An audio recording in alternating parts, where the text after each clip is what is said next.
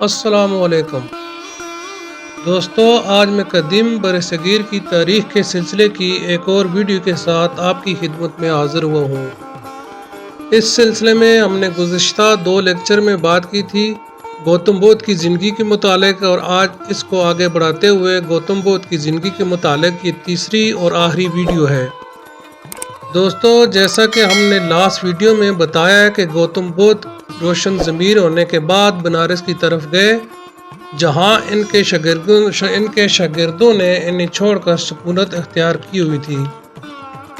جب انہوں نے استاد کو اپنی طرف آتے دیکھا تو آپس میں ایک دوسرے کو کہنے لگے کہ جب یہ ہمارے پاس آئے تو اسے اپنی صحبت میں شامل نہ کیا جائے اور تعظیم کے لیے نہ اٹھا جائے۔ جب گوتم پہنچے تو گوتم سمجھ گئے اور اپنے نئے مذہب کی تبلیغ کی۔ بالآخر 5 دن بعد انہوں نے گوتم بدھ کی بات مان کر اس مذہب کو اپنایا۔ ان کی روزانہ کی روٹین یہ تھی کہ صبح سویرے اٹھتے اور اپنا سارا کام خود کرتے، کچھ دیر کے لیے مراقبہ کرتے اور پھر گلے میں ٹھیکرا ڈال کر پاس کے گاؤں میں بھیک مانگنے چلے جاتے۔ جا کر دروازے پہ تھوڑی دیر کے لیے رکتے اور اگر کوئی جو کچھ ٹھیکرے میں ڈالتا اسے قبول کرتے اور زبان سے کچھ نہ کہتے، اور پھر دوپہر کے بعد کچھ سخت خوراک نہیں کھاتے، البتہ دودھ وغیرہ استعمال کرتے۔ گوتم بدھ نے روح کے مسائل پر توجہ کے بجائے انسان کی اخلاقی ترقی پر توجہ دی۔ ان کا کہنا تھا کہ دنیا کی ہر شے عارضی اور ناپائیدار ہے۔ انہوں نے تکلیف اور غم کے اسباب کا تجزیہ کرنے اور اس کے خاتمے کا طریقہ دریافت کرنے پر پوری توجہ دی۔ ان کے قول کے مطابق کسی بھی تکلیف کی جڑ انسان کی خواہش ہوتی ہے اور اسے فنا کرنا تکلیف کو ختم کرنے کا بہترین طریقہ ہے۔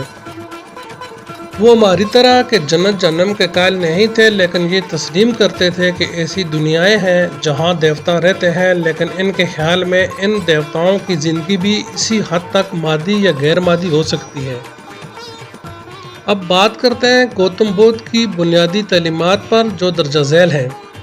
ان کی تعلیمات یہ ہیں: نمبر 1 راسخ عقیدہ، نمبر 2 صاف خیالات، نمبر 3 راست گفتار، نمبر 4 نیک عمل، نمبر 5 پاک روزی، نمبر 6 صحیح کوشش، نمبر 7 مناسب یادداشت اور موضوع مراقبہ۔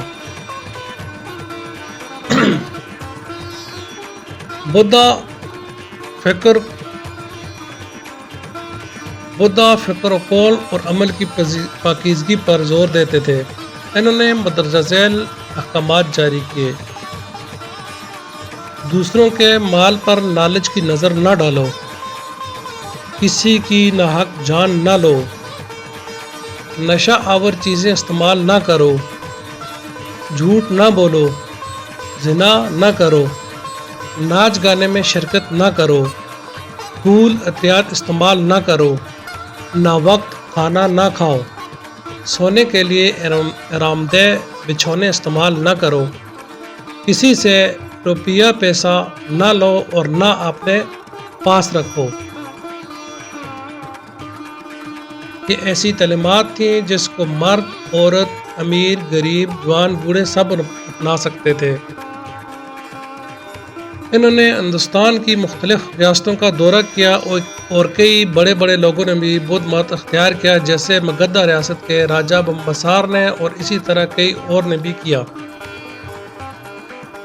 اب بات یہ کہ کیا گوتم بدھ خدا پر یقین رکھتے تھے؟ جو تفصیلات میسر ہیں ان کے حساب سے گوتم بدھ نے خدا کے بارے میں کوئی صریح طور پر صاف بات نہیں کی۔ ان کا خیال تھا کہ اس کے متعلق غور و فکر اس زندگی کے لیے مفید نہیں۔ وہ اس دنیا کے علاوہ بہت سی دنیا کے قائل تو تھے، مگر کسی دوسرے عالم کے قائل نہیں تھے۔ اصل میں جس ماحول میں ان کی پیدائش ہوئی وہ راسخ پر سختی سے عقیدت رکھتا تھا، اور اس طرح انہوں نے اپنے فلسفے میں بھی اس کو داخل کر لیا۔ گوتم بدھ نے تقریباً 80 سال کی عمر پائی اور 488 قبل مسیح میں فوت ہو گئے۔ ان کی لاش بڑی شان سے باجے بجاتے ہوئے مکتہ بندھن کے مندر لے گئے اور راجاؤں کی طرح جلائی گئی۔ चिता को पूड़े और गुलाब से बुझाई, फिर हड्डियां जमा करके कसिया के सनत घर लाए, जहां बर्छों की जाली और कमानों से घेर कर रखा। बहुत से राजाओं ने इस यादगार में हिस्सा मांगा, लेकिन ये हड्डियां राजगान, पावा और कोसी नगला को तकसीम की गई। इन्होंने अपने अपने ऐसे पर आलीशान गुंबद तामीर किए। ये तफसीलात थी जो मैंने आपकी खिदमत में इख्तिसार के साथ पेश कर दी। अगर किसी दोस्त को मज़ीद मालूमात तफसील से जाननी है तो इसके मुताल्लिक़ मैं आपको रिकमेंड करूँगा कि डॉक्टर हफीज़ सैयद अहमद की तहरीर करदा गौतम बुद्ध सवाल याद तालीम स्टडी करें। अब कदीम इनकी सिलसिले की अगली वीडियो में मिलते हैं, तब तक अल्लाह हाफिज़।